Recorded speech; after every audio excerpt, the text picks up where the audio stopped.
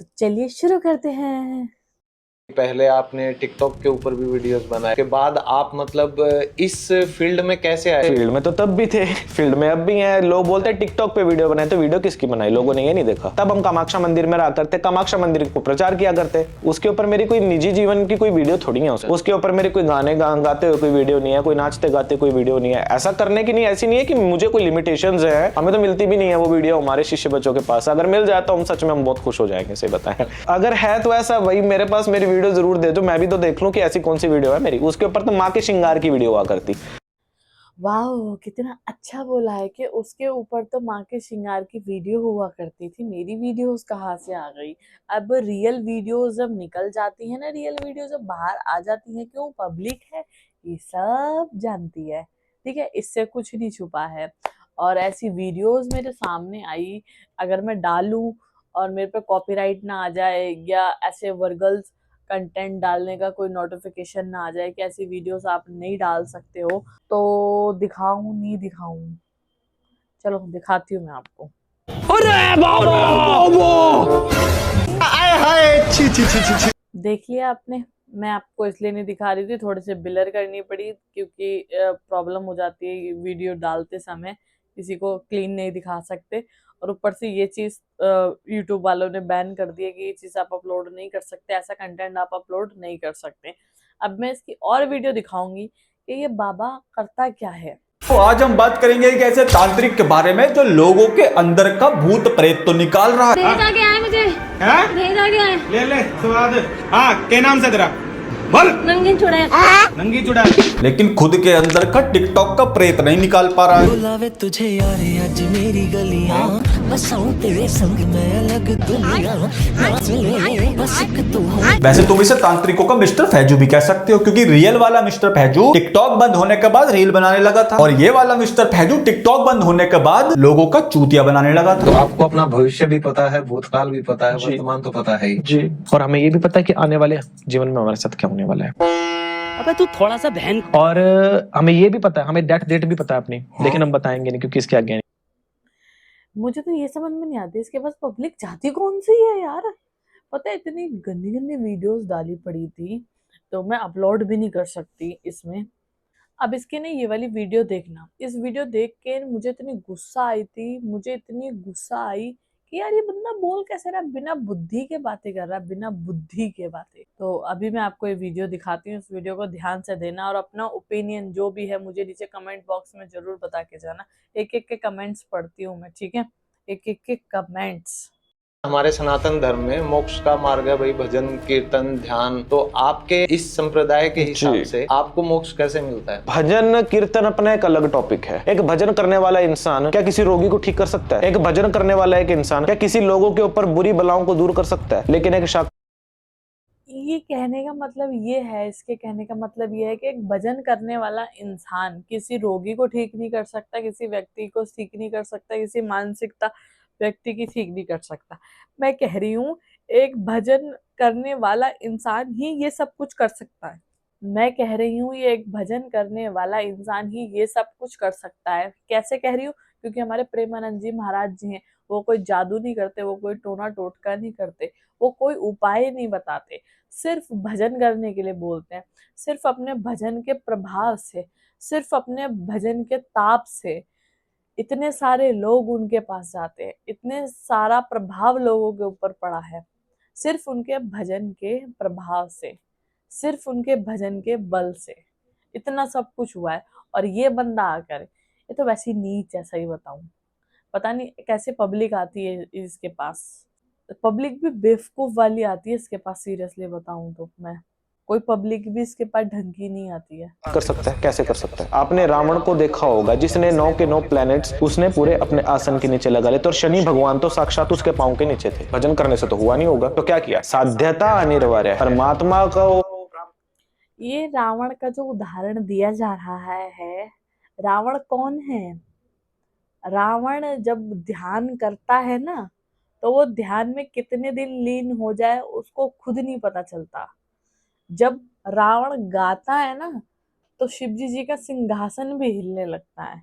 जब रावण तान बजाता है ना, तो सारी पृथ्वी डल-मडल होने लगती है।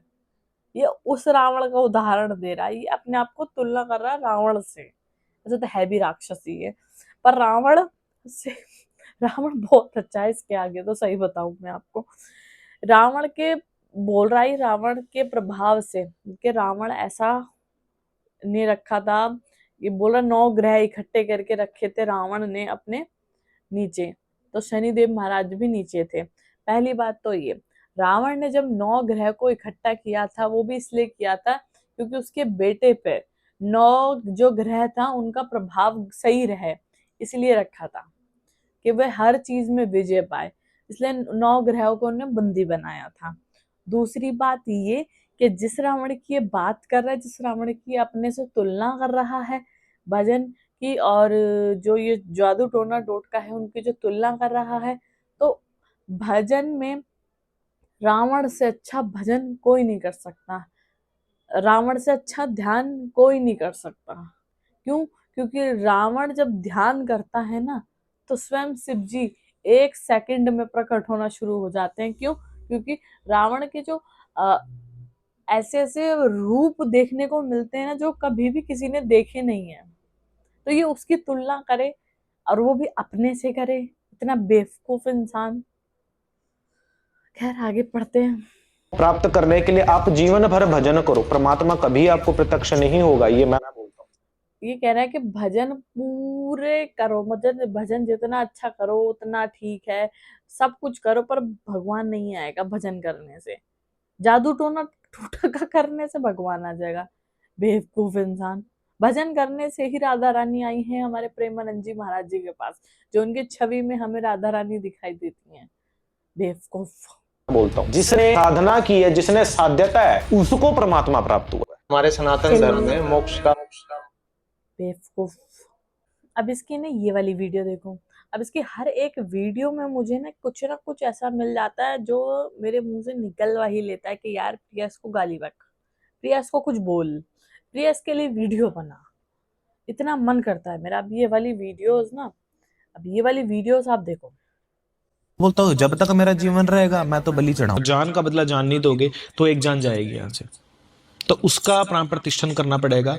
जो बकरे का जो प्राण प्रतिष्ठन है उसके रूप में करना पड़ेगा, उसका प्राण।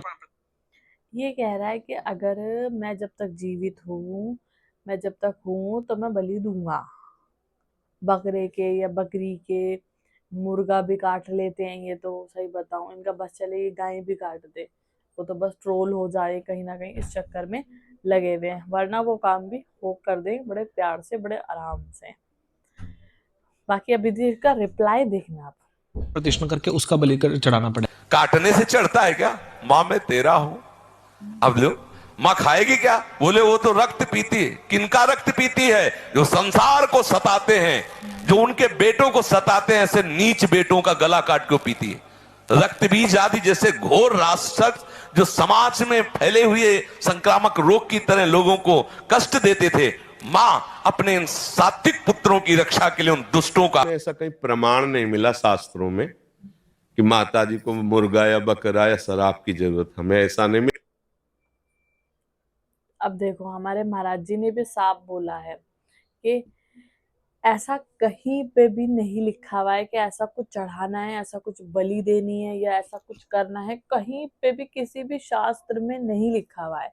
अगर मैं कह रही हूँ अगर माँ को आप कुछ चढ़ाना चाहते हो तो अपना सर काट के चढ़ा दो ना, माँ खून पीती है ठीक है, तो उसको अपना खून निकाल के पिला दो ना, इतना ही दर्द हो रहा है तो इतने में तो कुछ नहीं होगा, आप फिर दो ना। अगर आपको माँ इतनी सुनती है तो माँ फिर आएगी, कहेगी बेटा नहीं रहने दे ना, माँ तुम्हारे लिए तो फ्री बैठी है वहां पर कि रुद्र तारा हमें बुलाएंगे और हम आएंगे, इतनी वेली है मेरी माँ। इतना बेवकूफ इंसान है यार, ये पूछो मत आप, मेंटल सा। इसकी एक वीडियो ने 36 वीडियो है, ऊपर यूट्यूब पे आप सर्च करके देख लें रुद्र तारा वायरल वीडियोस, सारी निकल के आ जाएंगी चिट्ठा, पूरे यूट्यूब पे ही बंदा छाया हुआ है यार। और पब्लिक इतनी, पता नहीं, मैं तो कह रही हूँ कैसी पब्लिक है जो इसके पास जाती है यार। पब्लिक भी दिखाती हूँ मैं आपको, रुको रुको, पब्लिक भी आप देख के जाओ, पब्लिक कौन सी पब्लिक है वो। भाई इतनी भीड़ लगी रहती है इसके दरबार में, दरबार लगाते हैं साहब जी, दरबार में इतनी भीड़ लगी पड़ी है कि पूछो मत आप। और पब्लिक आती है, ये नहीं कि पब्लिक ना आती हो, पब्लिक आती है। अब मैं आपकी इसकी ना पब्लिक वाली वीडियो दिखाती हूँ, कैसी कैसी पब्लिक आती है और पब्लिक को इतना गंदा गंदा बोलता है ये, इतना गंदा गंदा सुनाता है ये, फिर भी पब्लिक वहीं बैठी रहती है, फिर भी पब्लिक इनका जेब भरती रहती है कि जी लो जी लो जी लो। मेरे को ऐसे दरबार में कहीं जाने का मौका नहीं मिलता, सीरियसली बताऊं, मौका मिले और मैंने एक प्यारी सी वीडियो बना के आप सबके सामने लेके आऊं कि जी देखिए आज मैं रुद्र तारा जी के दरबार में आई हूँ। ये भी वीडियो देखो पहले आप। कई चीजों से दबती है और कई चीजों को जो है अपने मान करके चलती है अपने जीवन के अंदर। मेन माता का क्या देगी अगर तेरे को पहले उसमें आराम दे दिया? बोल।